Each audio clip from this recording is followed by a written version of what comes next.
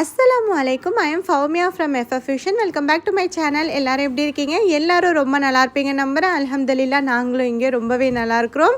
இன்றைக்கி இஃப்தாருக்கு என்னோடய ஃப்ரெண்ட்ஸ் எல்லாம் வந்து நான் இன்வைட் பண்ணியிருக்கேன். அதாவது வீட்டுக்கு பக்கத்தில் இருக்கிற என்னோடய ஃப்ரெண்ட்ஸை மட்டும் நான் இன்வைட் பண்ணியிருக்கிறேன். அதுக்கான இஃப்தார் ப்ரிப்பரேஷன் தான் இப்போ வந்து ஸ்டார்ட் பண்ணியாச்சு. ஃபஸ்ட்டு வந்து அகரகர் வந்து செஞ்சு வச்சிடலாம் அப்படின்னு சொல்லிட்டு அதுக்கான வேலை தான் பார்த்துருக்கேன். இங்கே வந்து பார்த்திங்கன்னா இங்கே பாதாம் பிசின்லாம் வந்து ஊற வச்சாச்சு. சரி, அகரகர் வந்து இன்றைக்கி நான் என்ன செய்ய போகிறேன் அப்படின்னு பார்த்திங்கன்னா, நம்ம ஃபஸ்ட்டு நோம்பு அன்றைக்கி செஞ்சுருந்தோம்னா செண்டோல் அகரகர், அதுதான் இங்கே வந்து ப்ரிப்பேர் பண்ண போகிறேன். செண்டோல் அகரகர் வந்து ப்ரிப்பேர் பண்ணுறதுக்கு வந்து இங்கே பாண்டா நூடுல்ஸ் எல்லாத்தையும் வந்து இங்கே இந்த மாதிரி பிளேட்டில் வந்து ஸ்ப்ரெட் பண்ணி வச்சுட்டேன். இதோட ரெசிபி ஆல்ரெடி ஷேர் பண்ணியிருக்கேன் அப்படிங்கிறதுனால இதில் வந்து நான் ஷேர் பண்ணலை. ரமதான் டே 1 வீடியோவில் வந்து நான் ஷேர் பண்ணியிருக்கிறேன். அந்த வீடியோட லிங்க் வந்து நான் டிஸ்கிரிப்ஷனில் கொடுக்குறேன். இங்கே வந்து ஃபாரா வந்து பார்த்திங்கன்னா எனக்கு ஆனியன்லாம் வந்து கட் பண்ணி வச்சுட்ருக்குறாங்க. ஏன்னா இன்றைக்கி வந்து குக்கிங்க்கு வந்து ஆனியன்லாம் தேவைப்படும் அப்படிங்கிறதுனால கொஞ்சம் ஏர்லியராக கட் பண்ணி வச்சுருவோம் அப்படின்னு சொல்லிட்டு கட் பண்ணி வச்சுட்ருக்குறாங்க. இதுக்கப்புறம் ஒரு வேலையாக ஸ்டார்ட் பண்ணணும். இன்றைக்கி வந்து பார்த்திங்கன்னா ரெசிபிஸ் பெருசாக நான் எதுவுமே வந்து நான் ஷேர் பண்ணல. ஏன்னா ஏற்கனவே எல்லாமே ஷேர் பண்ண ரெசிபி தான். பெருசாக வீட்டில் எதுவுமே நான் செய்யவும் இல்லை. ஃப்ரெண்ட்ஸ் எல்லாம் நான் ஆளுக்கு ஒன்று ஒன்று செஞ்சு எடுத்துகிட்டு வரோம், அதை வச்சு நம்ம சேர்ந்து நோன்பு திறந்துக்கலாம் அப்படிங்கிற மாதிரி தான் சொல்லியிருந்தாங்க. ஸோ அதனால் வந்து பார்த்திங்கன்னா சிம்பிளாக தான் நான் வீட்டில் வந்து குக் பண்ண போகிறேன்.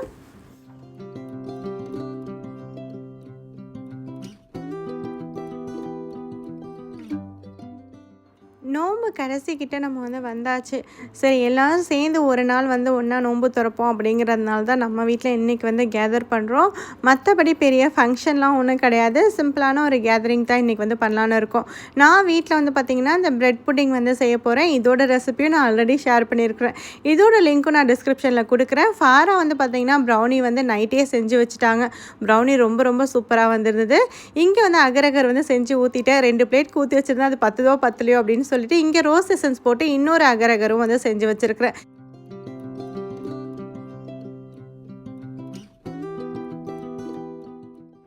நெக்ஸ்ட்டு இங்கே வந்து 2 டிஸ்பென்சர் வந்து வாஷ் பண்ணி எடுத்து வச்சுருக்கேன். இதில் வந்து ஒன்றுத்தில் ரோஸ் மில்க்கும் ஒன்றில் வந்து நன்னாரையும் வந்து கரைச்சி வச்சிடலாம் அப்படிங்கிற மாதிரி தான் பிளான் பண்ணியிருக்கேன். ஸோ இதெல்லாம் மட்டும் தான் நான் வந்து ரெடி பண்ணியிருக்கிறேன்.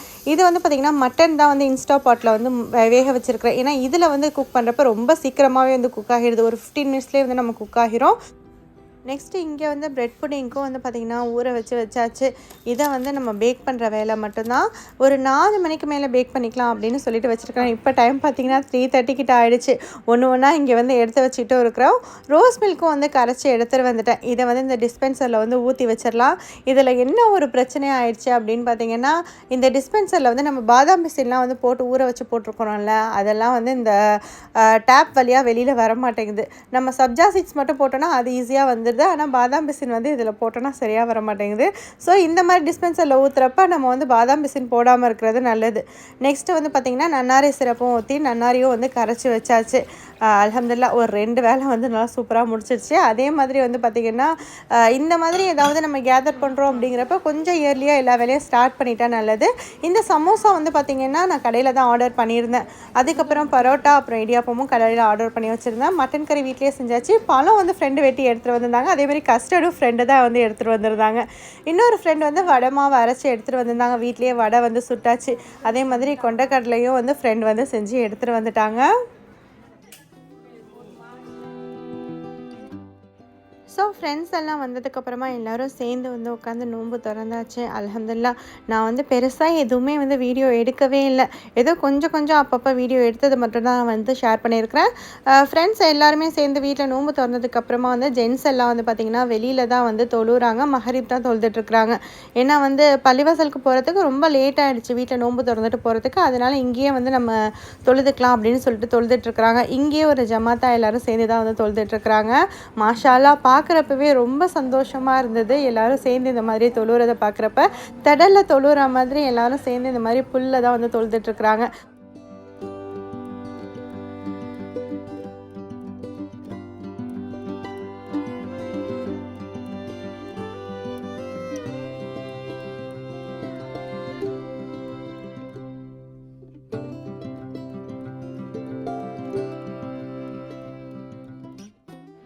இன்றைக்கி வந்து பார்த்திங்கன்னா இந்த பிளான் எல்லாமே லாஸ்ட் மினிட்ல பண்ணது தான். அல்ஹம்துலில்லாஹ் கூப்பிட்ட மாதிரி ஃப்ரெண்ட்ஸ் அப்புறம் அவங்க பிள்ளைங்க எல்லாருமே வந்திருந்தாங்க. அதனாலே நிறைய பேர் இருக்கிற மாதிரி இருந்துச்சு. அல்ஹம்துலில்லாஹ் இங்கேயே வந்து மஹ்ரிபும் தொழுதுட்டு கொஞ்சம் நேரம் போல் வந்து உட்காந்து பேசிகிட்டு இருந்தாங்க. பேசிட்டு இப்படியே நிறைய பேர் இருக்கிறதுனால இங்கேயே தராவிஹ் தொழுதுடலாம் அப்படின்னு சொல்லிட்டு தராவிஹும் இங்கேயே தான் வந்து தொழுதுட்ருக்குறாங்க. அல்ஹம்துலில்லாஹ் இந்த இஃப்தார் கேதரிங் வந்து இந்த மாதிரி நல்ல விதமாக முடிஞ்சுது.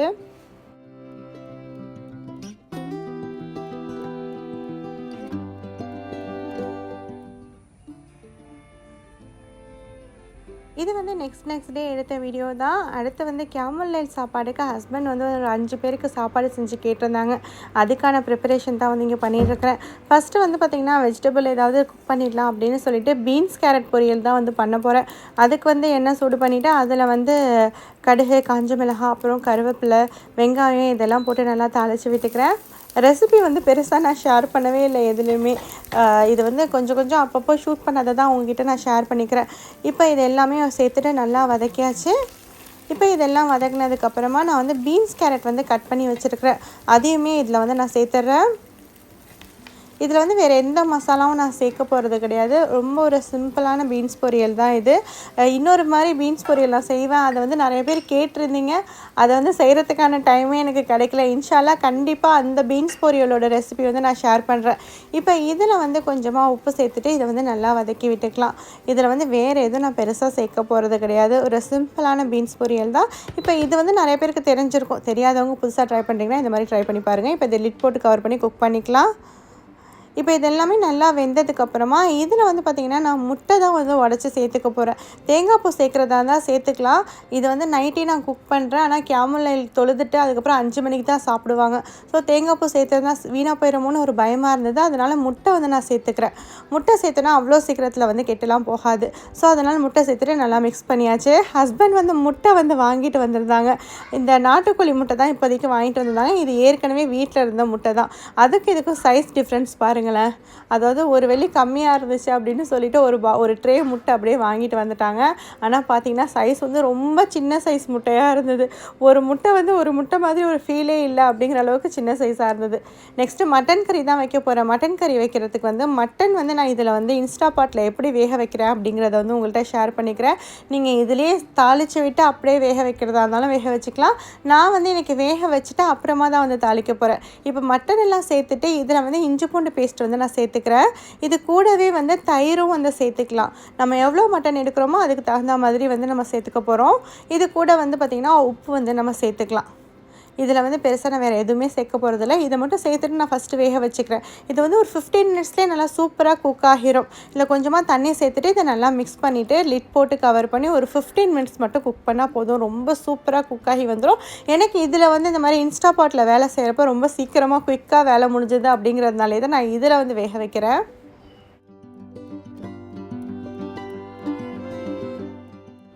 இன்ஸ்டா பாட்டில் வந்து நான் எப்படி குக் பண்ணுறேன் அப்படிங்கிறத வந்து சொல்கிறேன். இது வந்து பார்த்திங்கன்னா இப்படி லிட் போட்டு கவர் பண்ணி இதை வந்து ஃபுல்லாக சீல் பண்ணிடணும். சீல் பண்ணதுக்கப்புறமா நான் அந்த சிக்கனில் தான் வந்து குக் பண்ண போகிறேன். ஒரு 15 மினிட்ஸ்க்கு ப்ரெஷர் குக் பண்ணோன்னா நல்லா சூப்பராகவே வந்து குக் ஆகிடுது. லிட் வந்து உடனே வந்து நான் ஓப்பன் பண்ண மாட்டேன். ஒரு 1/2 அன் ஹவர் போல் லிட்டை அப்படியே வந்து க்ளோஸ் பண்ணி விட்டுருவேன். அது ப்ரெஷர் ஃபுல்லாக தன்னால் ரிலீஸ் ஆகட்டும் அப்படின்னு சொல்லிவிட்டு அப்புறமா நம்ம ஓப்பன் பண்ணோன்னா நல்லாவே சூப்பராக குக் ஆகியிருக்கும்.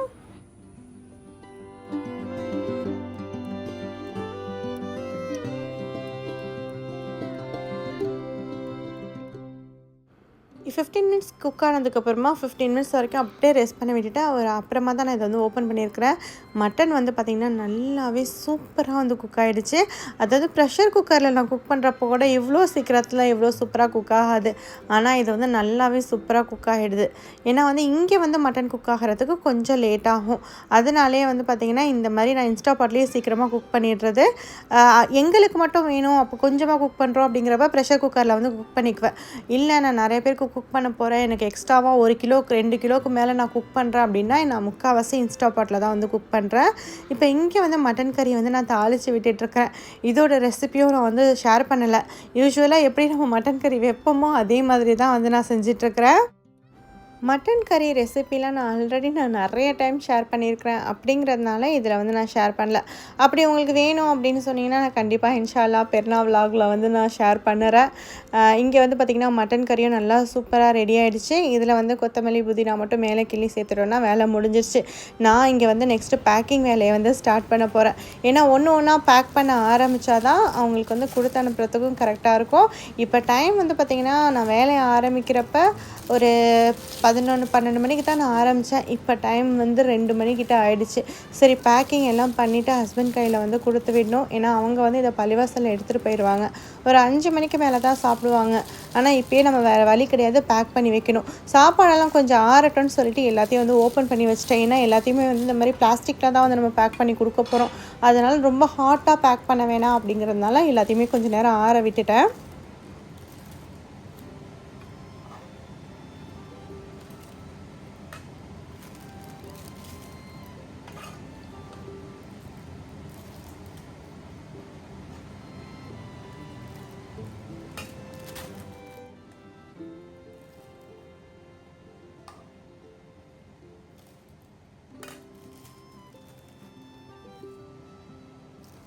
எல்லா பாக்கெட்லேயும் வந்து ஒரே அளவு இருக்கிற மாதிரி பார்த்து வந்து போட்டு வச்சுட்டேன்.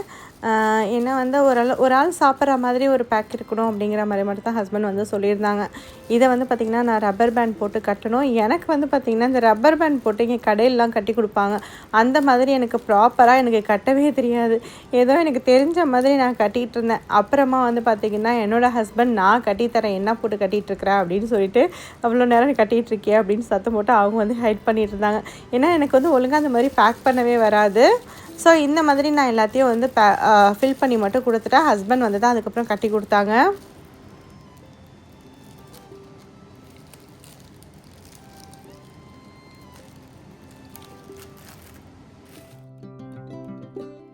அப்புறம் நம்ம குக் பண்ணி வச்சுருந்தா மட்டன் கறியும் வந்து பார்த்திங்கன்னா ஓரளவுக்கு நல்லாவே ஆறிடுச்சு. ஆறினதுக்கப்புறம் தான் வந்து நான் இதை வந்து பேக் பண்ணிகிட்ருக்கிறேன். ரைஸ் வந்து இன்னும் குக் ஆகிட்டு தான் இருக்குது. ரைஸ் மட்டும் லாஸ்ட்டாக வந்து பேக் பண்ணிக்கலாம் அப்படின்னு இருக்கிறேன். ஏன்னா ரைஸ் வந்து ஆல்மோஸ்ட் குக் ஆகிடுச்சு. இன்னும் ஒரு 10 மினிட்ஸ் மாதிரி குக் ஆகட்டும் அப்படின்னு சொல்லிட்டு வச்சுருக்கிறேன். இங்கே வந்து ஆனை வந்து இந்த மாதிரி பேக் பண்ணிடலாம் அப்படின்னு சொல்லிவிட்டு அதுக்கும் வந்து இந்த பிளாஸ்டிக்லாம் வந்து ஓப்பன் பண்ணி வச்சிட்ருக்கிறேன். ஹஸ்பண்ட் வந்து எல்லாமே ரொம்ப நிறையா பேக் பண்ணாதான் ஒரு ஆள் ஒரு பேக் வந்து சாப்பிட்ற மாதிரி கரெக்டாக பேக் பண்ண அப்படின்னு சொல்லியிருந்தாங்க. அதனால் வந்து கொஞ்சம் திட்டமான அளவு மட்டும் வந்து நான் வந்து போட்டு பேக் பண்ணிகிட்ருக்கிறேன்.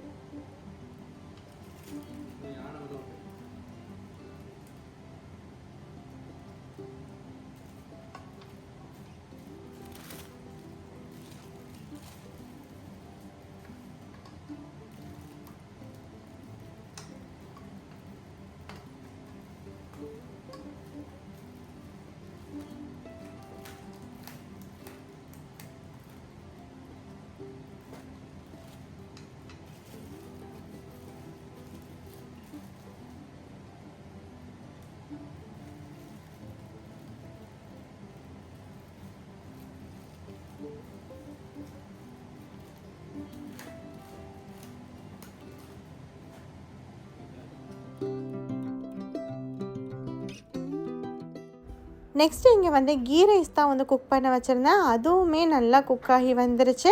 நல்லா ஓப்பன் பண்ணுறப்பவே நல்லா மணமாக இருந்தது. இதை வந்து ஒரு டைம் நல்லா பெரட்டி விட்டுக்கலாம். ஸோ பெரட்டி விடுறப்போ கொஞ்சம் ஆறுனதுக்கப்புறமா இதை வந்து பேக் பண்ணிக்கலாம். இதை வந்து நல்லா ஃபுல்லாக ஆறுற வரைக்கும் நம்ம வெயிட் பண்ண முடியாது. ஏன்னா டைமும் ஆகிட்டுருக்கு. இதில் வந்து பார்த்திங்கன்னா டவுன் பாண்டான்லாம் வந்து போட்டு குக் பண்ணியிருந்தேன். அப்படிங்கிறதுனால நல்லாவே வாசமாக இருந்தது. பெரட்டி விடுறப்பவே எனக்கே அப்படியே ஆசையாக இருந்தது. நல்லா அவ்வளோ மணமாக இருந்தது. இப்படி நல்லா சூடோடு இருக்கிறப்பவே நம்ம பெரட்டி விட்டுட்டா தான் வந்து ரைஸ் வந்து உதிரியாக இருக்கும்.